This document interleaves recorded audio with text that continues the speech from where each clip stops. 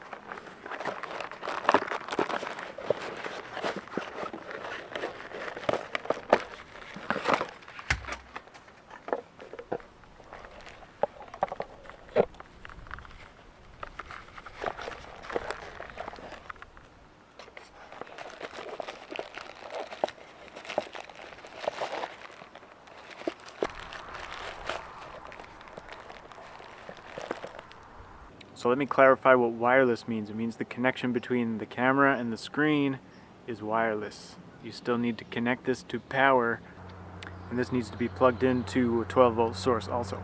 So this kit comes with a 5-inch screen, 12-volt power adapter for the screen, antenna for the screen, window mount for the screen, the rear camera, zip ties and electrical connectors, the power cable and wireless transmitter for the camera, and installation instructions. So to set this thing up, don't forget to screw on your antenna and plug the monitor into the 12-volt power adapter. There are arrows to align the plugs properly. Install the window mount suction cup adapter. Do not forget to remove the film. And I just realized this plug has a USB adapter here, so that's cool. This suction cup mount is actually ultra sticky.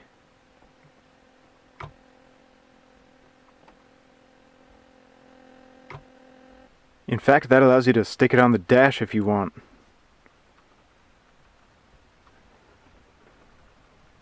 That's not coming off of there.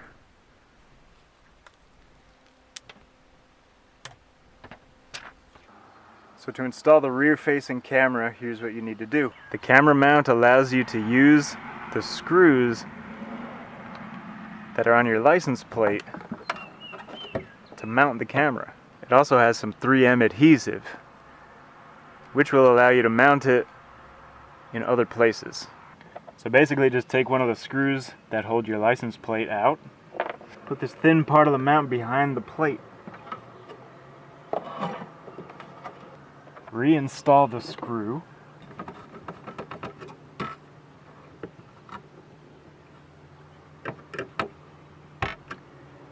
and your camera is mounted. Now you'll need to run the wire. You may have to drill a hole in some part of your vehicle. It's going to vary depending on your vehicle. Now obviously if you're drilling holes, you want to verify what's behind the panel where you're drilling.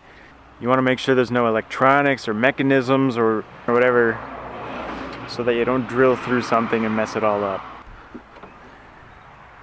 What you would want to do is remove the interior panel and drill from the inside out. So that way you know you're not drilling into something. But the wire ultimately needs to reach over to your taillight wiring, because that's how you're going to activate the rear view camera. When your taillight bulbs energize, it'll send a signal to this camera, it'll turn it on, and you'll have your backup camera working. I'm only temporarily installing this on my vehicle because I want to ultimately mount this camera on my camper, so I'm not going to be drilling any holes in this car. So for my temporary install, I'm just going to toss the wiring through the rear window. Now we can connect the rest of the wiring harness. This wiring harness also has the wireless transmitter attached to it. Next, you need to access the reverse light wiring, which you can do by removing your tail light, or some vehicles have a panel inside that you can remove to access the bulbs and wiring. You can kind of match where your reverse light is to where it is in the back of the light housing.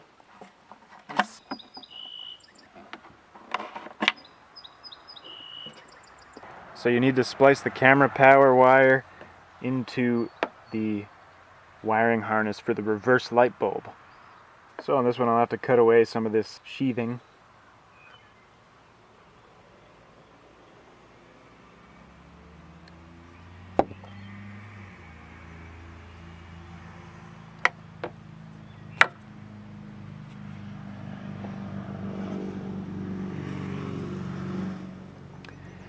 Pretty obvious which one is the negative and which one is the positive.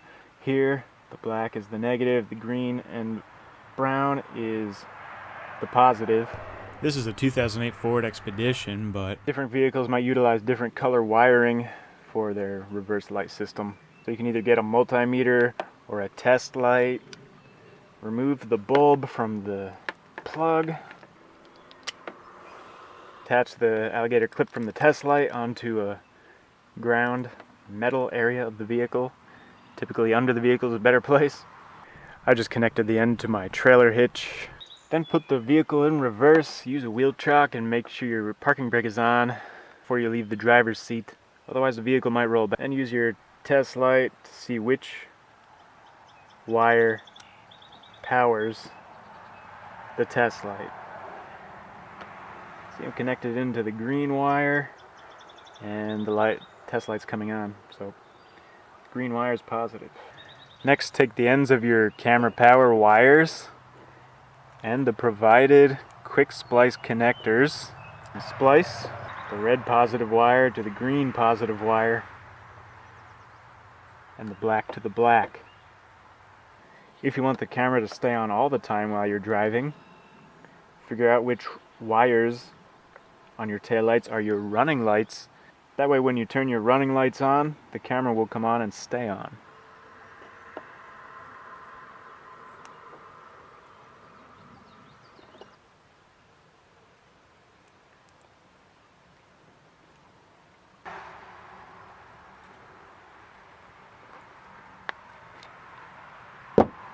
Use some pliers to crush this metal clip into the wiring. It pierces the wiring and that's how the connection is created.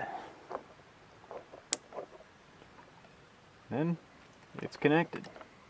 You might want to cut these little exposed ends off if you're just using these quick splice connectors also.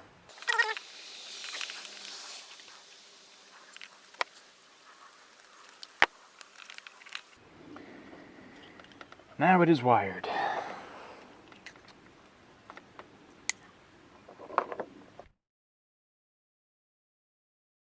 See, a lot of taillight housings are going to have these vents and grommets which you can run this wiring through.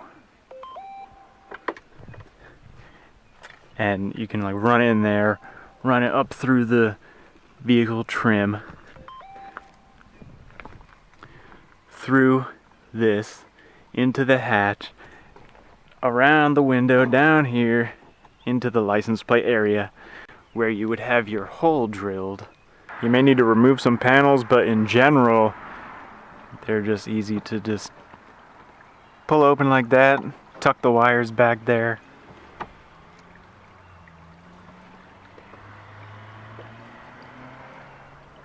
Things like this are just rubber grommets. Just pull them a little with your hands, they'll come out.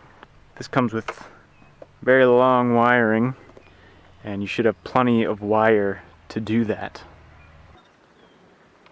And so these two pieces here just plug into each other now.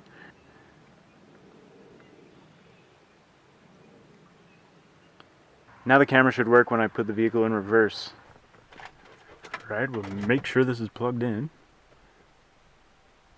And we'll put it in reverse. Huh. That's awesome.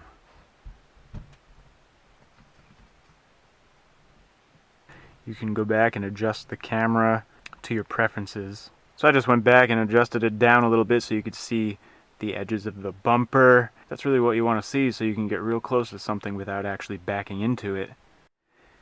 And if you like to tow trailers like me, this makes it very easy to back up to trailers. As you can see, I just installed the trailer hitch on there. And I put it in drive again. The camera turns itself off.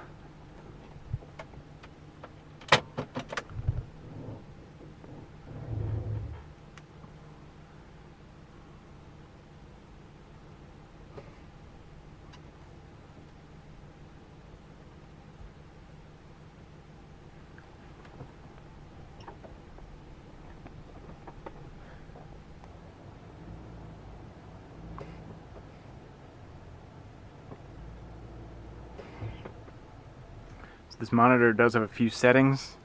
See some buttons on the side there.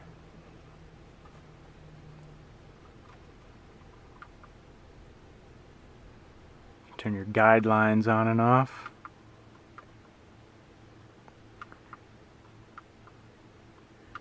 Got a mirror or normal mode. Yeah, I definitely like the normal mode better. The mirror was confusing me a little bit, at least for backing up to the trailer. You've got brightness and contrast, and this one actually links the camera and the monitor.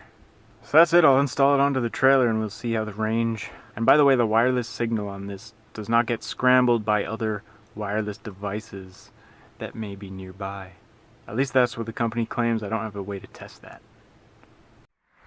So that's where I'm mounting the camera, as high as possible so I can look down upon traffic that's behind me. I'm gonna have this camera activated full time. Just have the wiring hanging here. Obviously not gonna drive it like this. I need to get some conduit, but this will allow us to test the range of the wireless transmitter and receiver. Because this trailer is about 26 feet. The vehicle, I don't know, maybe adds another 8 or 10 feet. Then we got all that space there, so let's see if this works.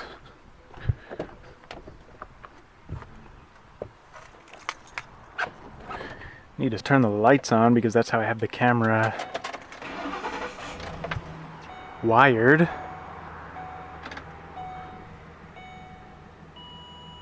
It does work. It's rated for a 33-foot range, but it seems like it'll reach a little further than that. Well, that's about it for this video. Stay tuned for the camper install. That'll probably come out in a few months, given my track record. But if you're interested in this Boscam K7 wireless backup camera, check the description of this video for a link. Thank you for watching. Don't forget to like, comment, subscribe, and hit the notification bell if you'd like to be notified when I upload videos, because YouTube won't let you know otherwise. Thanks again. Bye.